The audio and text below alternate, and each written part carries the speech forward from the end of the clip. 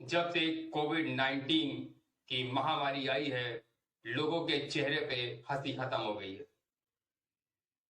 हर कोई कोविड-19 से परेशान है।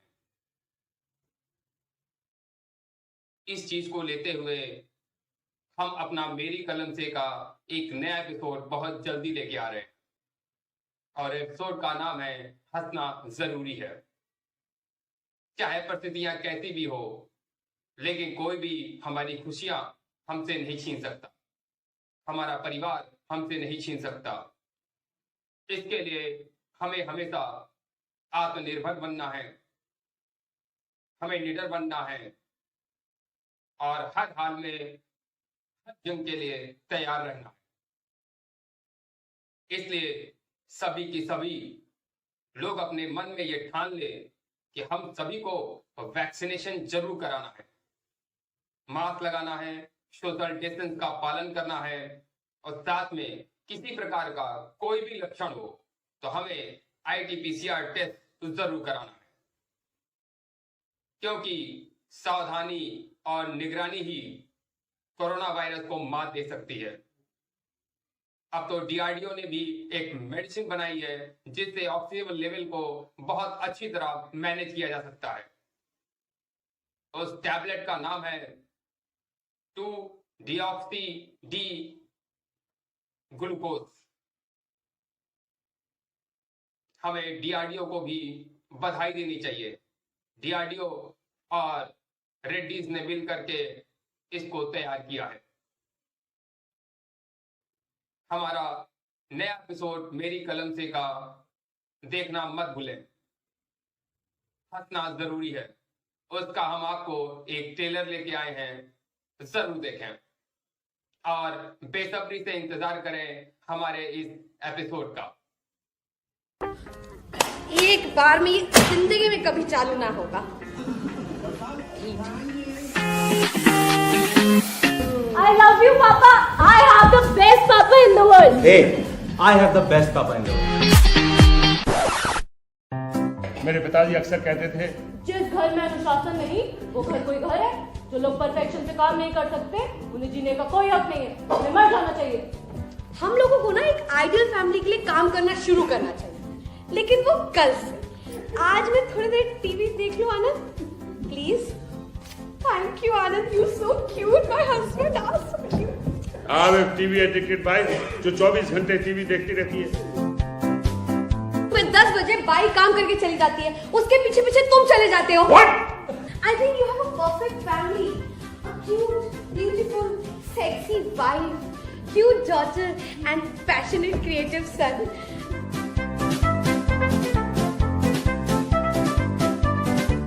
अरे मिले तो पूछो ना, 3 दिन हो गए मैंने बच्चों की शक्ल नहीं देखी। बच्चे हैं कहाँ, कर क्या रहे हैं?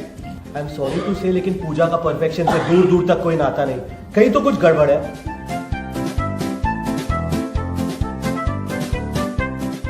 Get lost. No no, I promise तुम्हारे अलावा कभी किसी लड़की को नहीं देखूंगा। फिर ठीक है।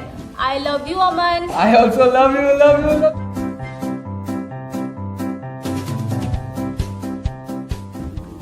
Hashtag morning coffee, hashtag no makeup look, hashtag messy hair, hashtag woke up like this. Post 1000 like तो आने ही चाहिए, मतलब आ ही जाएंगे। हाँ तो मिस्टर बीन क्या चल रहा है? अरे मिस्टर बीन नहीं पापा, बेन, ओनली बेन।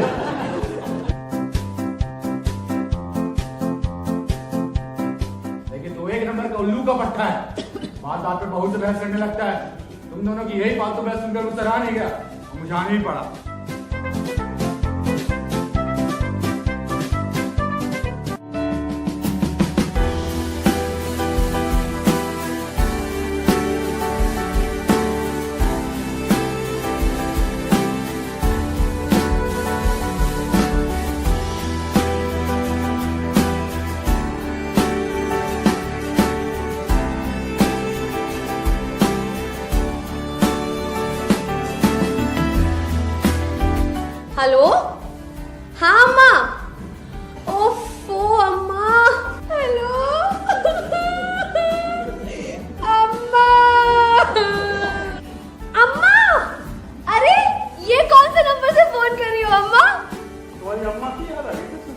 समझा लो उनको।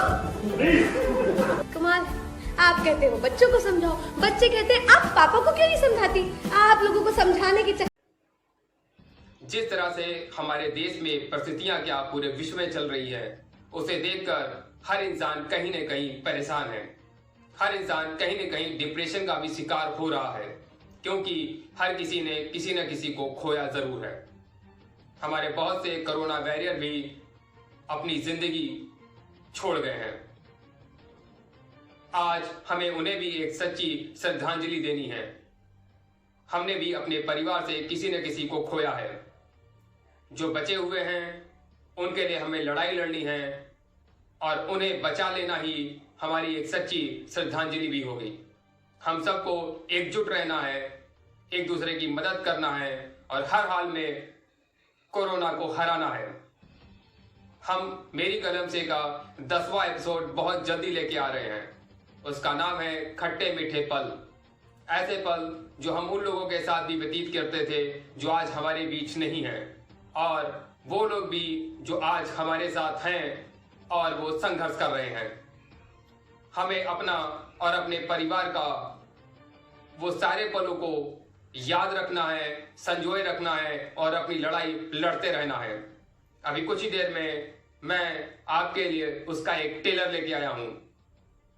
आप भी देखिए और अपने परिवार के लिए एक नई उत्साह, नई उमंग और नया साहस लाने का प्रयास करें। सुनिए सुनिए ना। सुन रहा हूँ ना। आपको मेरा कितना ख्याल है।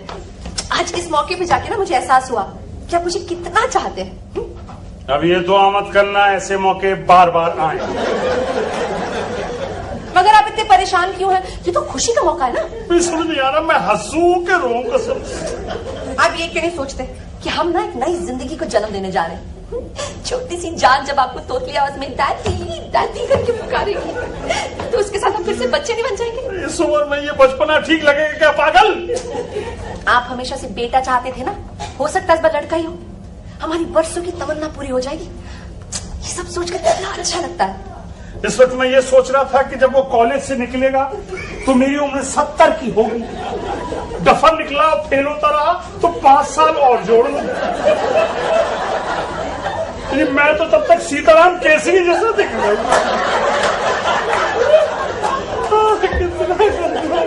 हमारा बेटा डफर क्यों होगा? वो तो आपकी तरह होगा ना, बुद्धिमान, होशियार और शक्ल सूरत से भी ठीक ठाक ही होगा। और हो सकता है उसके घुंघराले बालों जैसे आपके कभी हुआ करते थे। वही करते थे। सच कहिए, आपने कभी सोचा था ऐसे होगा? आज के जमाने में इस उम्र में ये बातें भला कोई सोच सकता है? अब आपको एक और बात बताओ, आप नाराज तो नहीं होंगे ना? जुड़वा नहीं क्या? ये अभी से कौन कह सकता है? मैं ना तो कुछ और ही कहने जा रही थी। क्या? जैसे डॉक्टर भैया की क्लिनिक से मैं बाहर निकली ना, मुझे ऐसे लगा जैसे जवानी के दिन वापस आ गए। एक अरसे के बाद मैंने ब्यूटी पार्लर में कदम रखा। खुश खबर सुनाने के लिए मैं इतनी बेचैन थी कि मैंने सबको बता दिया। हेयर ड्रेसर एक गोरी सी लड़की थी, बहुत ही फनी बातें करती थी। वो पता उसने क्या कहा? क्या? देखिए, अगर आप बुरा मानने वाले तो मैं नहीं बताऊंगी। हाँ, उसने मेरे बारे में कुछ कहा? नहीं, खास आपके बारे में नहीं, यूं ही बस मजाक में। क्या कहा? देखिए कुछ देर के लिए कीजिए कि आप एक ब्यूटी पार्लर में बैठे, आपके आसपास खूबसूरत खिलखिलाती औरतें बैठी हुई, जिनमें से एक आपके बाल सवारी। इमेजिन कीजिए ना। राधा, कभी मैं ब्यूटी पार्लर गया हूँ तो इमेजिन कैसे करूँ? मैं भी तो कितने बरसों के बाद गई हूँ। आपने बताया नहीं मैं कैसी लग रही हूँ।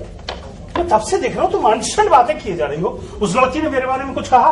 उस लड़की ने ना हल्की सी सीटी मारी, गर्दन टेढ़ी की और कहा, बड़े मियाँ काफी शौकीन मालूम होते हैं, अभी भी काफी दमखम बाकी है।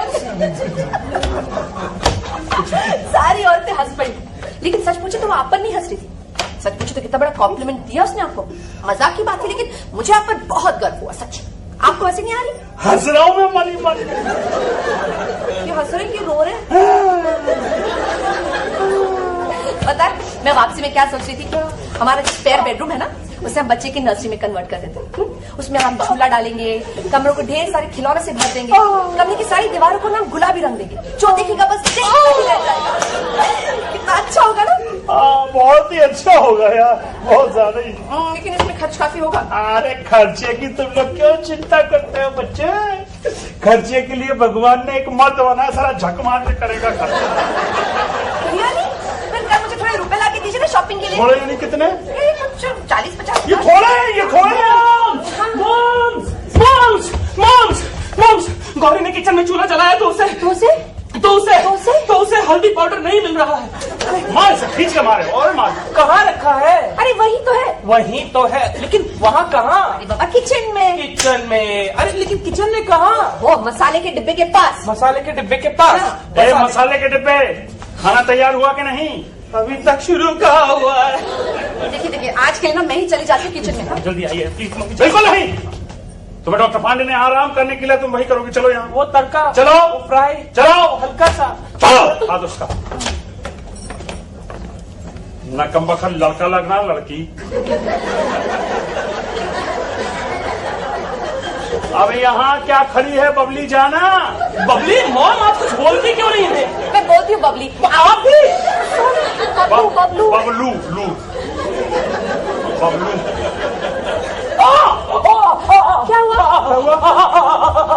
अरे क्या हुआ?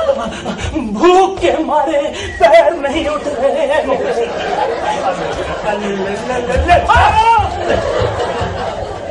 मेरी बात मानिए ना, आज के लिए मैं ही चली जाती बिल्कुल नहीं, इन लोगों को काम करने की आदत पड़नी चाहिए और आज के बाद रुपए पैसे काम काज की चिंता नहीं करना। इसके लिए रियली? व्हाट टू से। अरे आप ऊपर जा रहे हैं? मेरे ख्याल से सीढ़ियां ऊपर ही जाती हैं। मैं चलूं आपके साथ? आओ ना।